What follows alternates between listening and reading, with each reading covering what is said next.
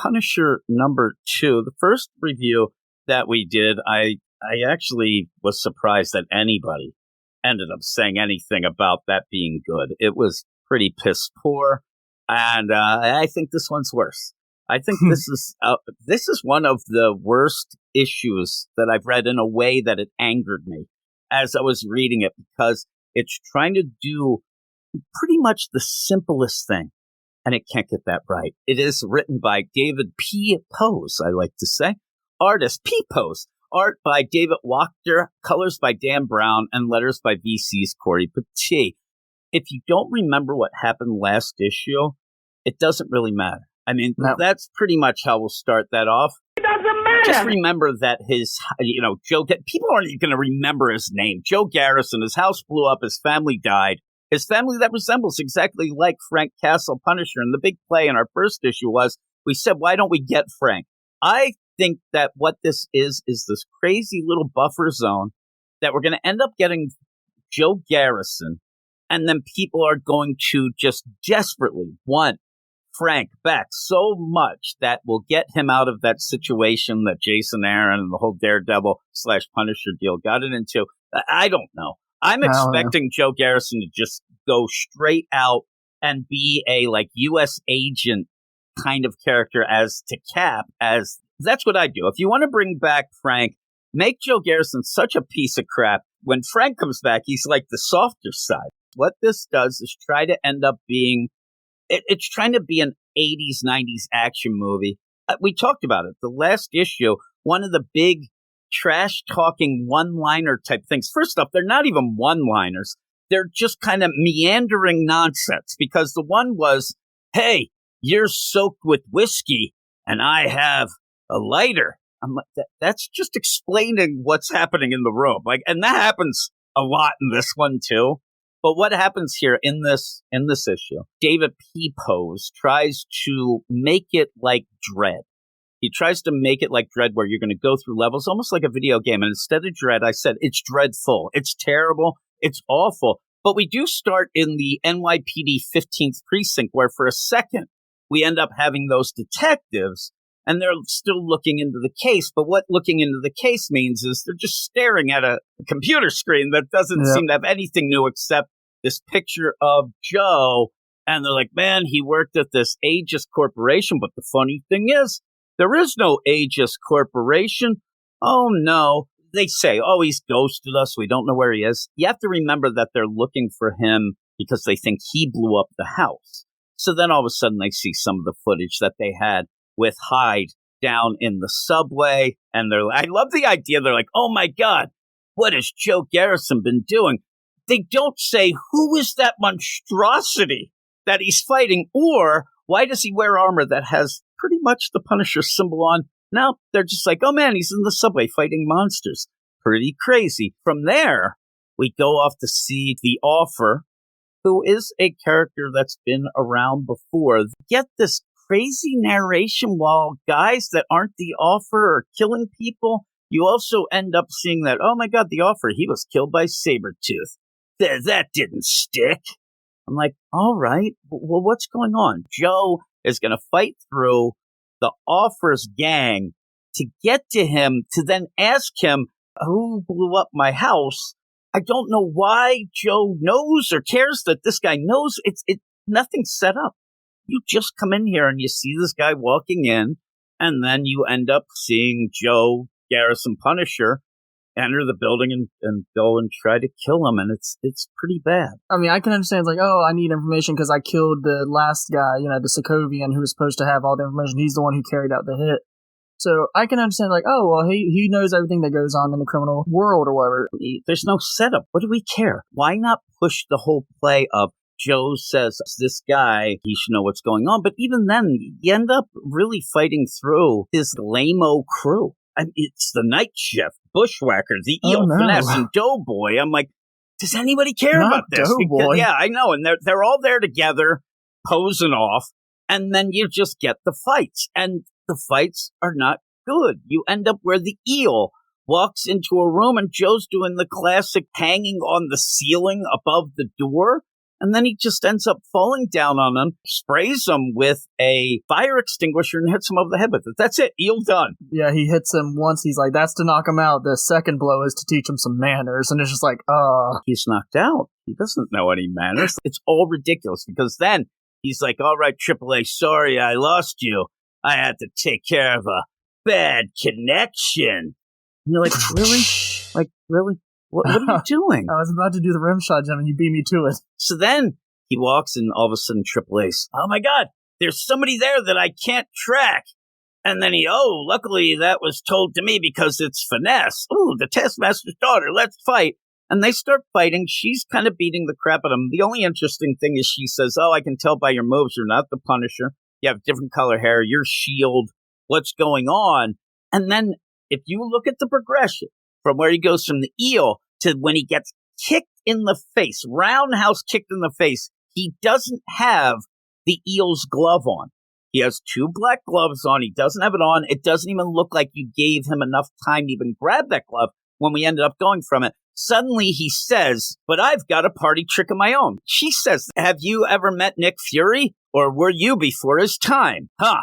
And then you have Joe say, that's some real fancy footwork, kid, but I've got a party trick of my own. And then he ends up shocking her and says, hey, courtesy of your pal, the eel, when did he grab that glove and when did he put it on? Because he did not have it on. You see both hands multiple times. It's just ridiculous. Then he moves on to fight Doughboy. Doughboy just comes out, and if you don't know, Doughboy's pretty much Marvel's version here of Clayface. Yeah. In something like this, you have to at least have the hero, and I say hero, that's loose, the idea that you think he might not be able to get through these people. He ends up where he's like, and the big play here, because he has his armor on, and all of them keep mentioning, they're growing up and what they did. I mean, it's like, this is your life going on as these fights go on. Joe does mention things of, hey, I have intel from that, or hey, could say, AAA, tell me about this. You could do that through them, not a villain who shows up and says, honestly, it wasn't hard to do this, and hey, everybody at school laughed at me. I stole formulas from my father, who works for Arnim Zola. Why is this the thing that you're doing here? And so the big one-liner here is, hey, who do you think's stronger? Your synthetic body or my S.H.I.E.L.D. ballistic armor? Yeah, and that's not trash talk. That's like me and you fighting, and I'm like, hey, who do you think can punch harder, me or you? I don't know, and you punch me right in the face. Me, Jim, it's me. Yeah, he blows up his armor, and that just takes out Doughboy. We move on. We get the Bushwhacker who makes, guns, living guns, and his, hey, how does it feel fighting a living weapon? And at this point, I want Joe to just say, well, actually, I'm kind of bored, because I know Jim is right now reading this, because it means nothing. It's awful dialogue, and it's just, okay, if you want to do this, just get up to the offer and say, hey, who killed my wife? I mean, it's so lame of what is going on. But they're going up and down. At one point, there was where you had to point out the deal of like, oh my God, out of nowhere, I'm in a piano bar. Yeah. Okay. All it is to set up that he's going to blow up the roof when they're under the piano bar. And you end up where Bushwhacker's fighting, and out of nowhere, Joe says, hey, you think we're underneath the bar? Ha! What do you want? A last drink? That's Bushwhacker, as you can tell from my impersonation. I would guess that he's probably Australian. Hey, what do you want? One last drink, mate? How about we put a shrimp on the barbie, eh? And then he's like, nah, I'm more of a piano man. And he hits the deal, and the roof blows up, and the piano comes down. All right, there you go.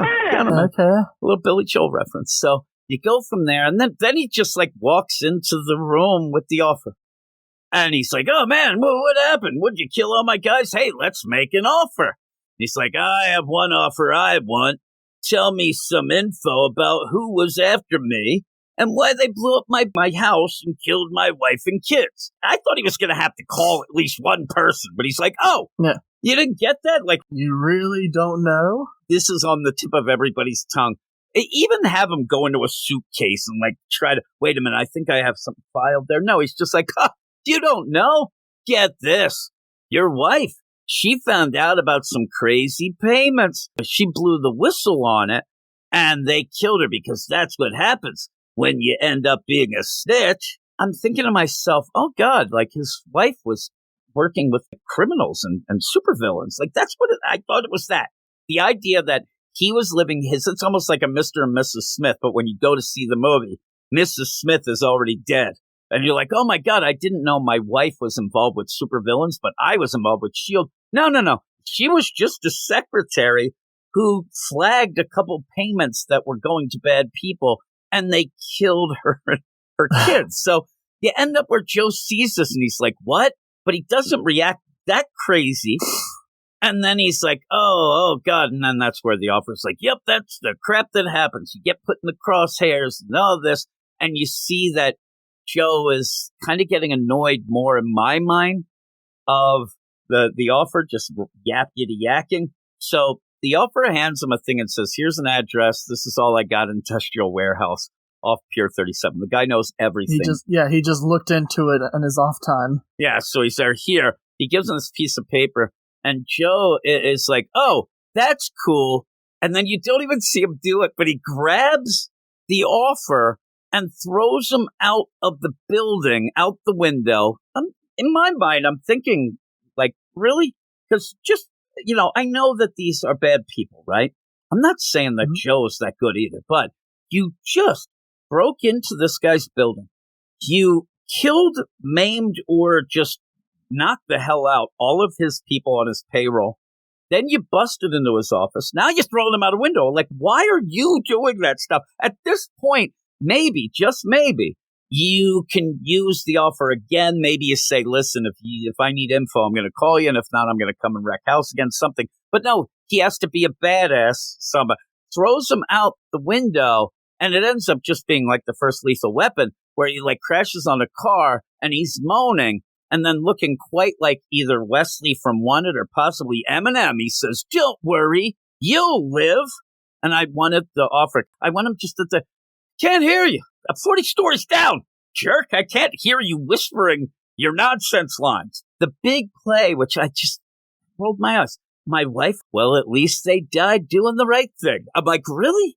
That's what our guy here, and that's what our Punisher is saying. He's still going to go try to find, obviously, the people who did it, but it's that idea of, yep, man, my wife, what a do-gooder. Ha ha, it sucks that, my kids died, but hey, they were doing the right thing. His first thought is, oh, all this time I thought my family died because of me, but they only died because they did the right thing. And I'm just like, that's not going to be my takeaway. My takeaway is going to be like, oh, those assholes, they killed my wife and children. He's like, oh, man, so my wife died doing the right thing. And then the officer's like, wait a minute, you didn't hear? Your son? He was doing chores when it happened. And your daughter, she was doing her math homework. Oh, my God, they were doing the right thing as well. Oh, my God, thank God. They both did. All three of them, they died doing the right thing. They ate their vegetables, Jim. Did you know? Hey, by the way, the offer just keeps going. I also heard that when they were actually just about to die, they were watching the movie Do the Right Thing. Oh my God, they're saints. He's like, they have to be saints in heaven. They did the right thing. And if it's me, because I'm a piece of crap, what it really is like, oh God, I mean, I was lying about what I did and I got my family killed. That's crazy. Oh, no. You didn't hear? Your wife got your family. Oh, thank God. That's how I took it the first time I read it.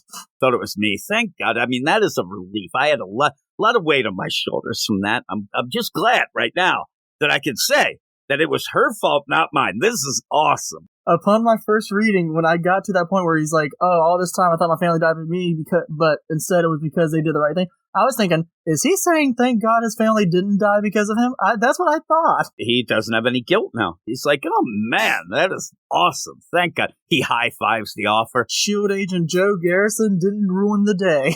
These lines, these crazy lines that he ends up saying, like throwing a guy out of the window and saying, hey, I think you'll live. Not a real great action line. Even one of the last narrating things he says, he's like, it's almost funny. I thought learning the truth would free me from my demons. All it did was let me off my leash. Yeah, what? Boo. Oh, jeez. And then you're there. Like, I can't even, I want to say something like, watch out, the first steps of deuce. I don't know what I'd say. if I threw this guy. Actually, I wouldn't say anything. I'd laugh and leave. You don't have to trash talk a guy that's 40 stories down. I'm not even going to try to be David P. Post. So what would you give this? I'm going to go 4.5. I'll give it a 4.5. I'm a 3. This is terrible. I do like the artwork, other than that one time where it was very important. We should have seen the purple glove. Man, it's nothing that's going to make me buy it over this awful story. This is an awful, awful book. Weird science is the revolution.